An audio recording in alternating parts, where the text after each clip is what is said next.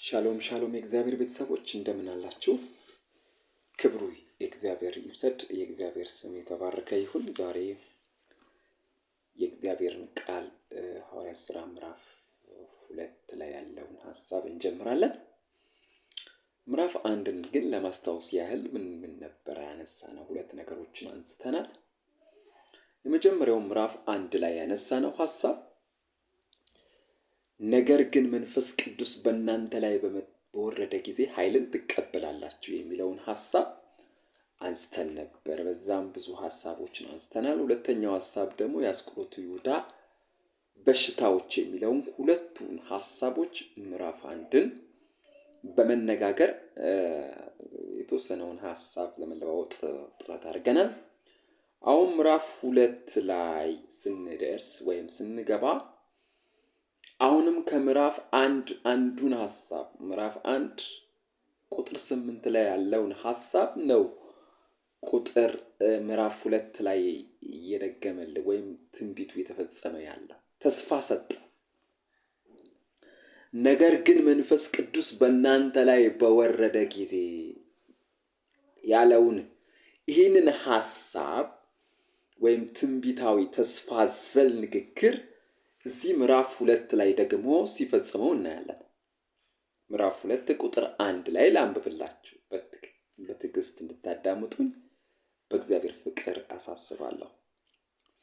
ባለ 50 የተባለውም ቀን በደረሰ ጊዜ ሁሉም በአንድ ልብ ሆነው አብረው ሳሉ ድንገት እንደሚነጥቅ አውሎ ነፋስ ከሰማይ ድምፅ መጣ።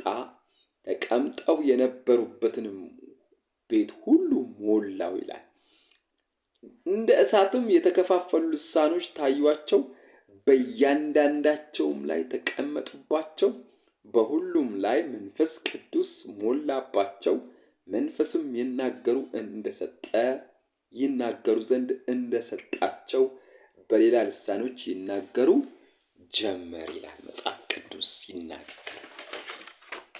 ይሄ ያነበብኩላችሁ ክፍል የትንቢቱ ቃል የተፈጸመበት ቦታ ነው። ከዚህ በፊትም ያሉ ትንቢቶች ነበሩ። ትንቢት ውስጥ የተጻፉ መጽሐፍቶች ይሄ ትንቢት ውስጥ የተጻፉ መጽሐፍቶች በዚህ ላይ የተፈጸሙበት ጊዜ ነው። ቤተክርስቲያን የተወለደችበት ወቅት እንደሆነ ጊዜ እንደነበር እናያለን። እስቲ አንድ ባንድ ቃሉን ለማንሳት እንሞክራለን። የመጀመሪያው ሐሳብ ባለ 50 የተባለው ቀን ይላል። እንግዲያውስ ባለ 50 በእስራኤል የተለመደ ከፋሲካ ጋር ብዙ ተዛማጅነት ያለው ፋሲካ ይከበራል። በፋሲካም ደግሞ ይሄ ፋሲካ ባለ 50 ቀን ብሎ እንደተጠራ አንዳንድ መጽሐፍቶች ይጠቁማሉ። በዚህም ሆነ በዛ ግን ይሄ በዓል ባለ 50 የተባለው በዓል ብዙ ዘመናት ከመከበሩ የተነሳ የእስራኤል ብቻ አልነበረም፣ ዓለማት ሁሉ ዜጎች መጥተው የሚያከብሩበት በዓል እንደሆነ የብዙ አገራት ዜጎች መጥተው የሚያከብሩበት ኢየሩሳሌም ውስጥ እንደሆነ እንመለከታለን። ይሄ ባለ 50 የተባለው እስራኤል ብቻ የሚያከብሩበት አይደለም። ሌላው ደግሞ ጊዜንም እንመለከታለን። ስለዚህ እግዚአብሔር ራሱን ሊገልጥበት የፈለገበት ጊዜ ሰዎች የሚሰበሰቡበት ጊዜ ነው። ምክንያቱም የመጣው ለሰዎች ነው። ብዙ ሰዎች ሰርግ ደግሰው ሰውን ይጠራሉ። ምክንያቱም እዩልኝ። ብዙ ሰዎች መልካም ነገር ሲደረግላቸው ሰዎችን ይጠራሉ። ምክንያቱም መልካም ነገራቸውን እንዲካፈሉ። እግዚአብሔርም ይህንን ያደረገ ይመስለኛል። ኑ አዲሱን የማስመርቀውን ቤተክርስቲያኔን እዩዋት እስቲ፣ ስከሩባት፣ በመንፈሱ ጠጥታችሁ ስከሩ፣ ኑ በዓል እናድርግ ያለ ይመስለኛል። ኢየሱስ ያድናል። ኑ በዓል እናድርግ ብሎ ሰው ሁሉ በተሰበሰበበት ቦታ ይሄ የእግዚአብሔር ክብር በባሪያዎቹ ሲገለጥ እናያለን። ስለዚህ የመረጠበት ጊዜ፣ የመረጠበት ቦታ፣ የመረጠበት ቦታዎችንና ሰዎችን ያገናኘበትን ትልቅ በዓል እንደሆነ እንደሆነ እንመለከታለን። ክብሩ ለእግዚአብሔር ይሁን። በጣም ጥሩ። ይህን ያህል ካልኩኝ ወታች ወጣ ብለን እዚሁ ሐሳብ ላይ ከ1 እስከ 4 የእግዚአብሔር ቃል እንደዚህ ይላል። አንዱን ሐሳብ ብቻ ጠቅሰን ለማለፍ እንገደዳለን፣ ጊዜው ስለማይበቃኝ እናንተም ትዕግስት ውስጥ ስለማይኖራችሁ ብዬ ስለማስብ። ስለዚህ እንዲህ ይላል፣ በአንድ ልብ ሆነው ይላል አብረው ሳሉ። እንግዳውስ አንድ ልብ ምን ማለት ነው? አንድ ልብ ከየት ይጀምራል የሚለውን ጥቂት ተነጋግረን የዛሬውን ክፍል እንጨርስ።